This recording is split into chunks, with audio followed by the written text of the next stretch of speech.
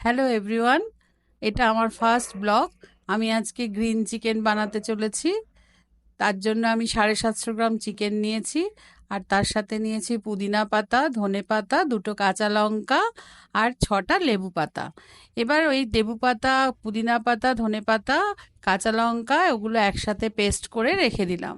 আর কড়াইয়ে সাদা তেল দিয়ে সেখানে ভিনিগার মাখানো চিকেনটা আমি দিয়ে দিলাম। দিয়ে চিকেনটাকে খানিকক্ষণ নাড়াচাড়ার পরে ওখানে নুন মিষ্টি দিয়ে আমি চাপা দিয়ে দিলাম।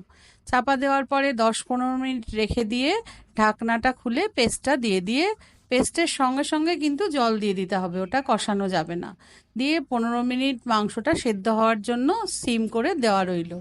দেওয়ার পরে তারপরে ঢাকনাটা খুলে যখন দেখলাম মাংসগুলো সেদ্ধ হয়ে গেছে, তখন আমার আরও একটা জিনিস অ্যাড করলাম ওখানে, সেটা হচ্ছে নারকোল। নারকোলটা আমি আগেই কুড়িয়ে রেখেছিলাম। নারকোলটা আমি দিয়ে ভালো করে ওটাকে নাড়াচাড়া করে শুকনো করে নিলাম। শুকনো করে ওটা আমি এবার যখন একদম শুকনো হয়ে গেল, তখন গ্যাসটাকে অফ করে আমি ওটা বলে ঢেলে নিলাম। এবং গরম গরম রুটির সাথে আপনারা এটা গরম গরম খেতে পারবেন। Thank you.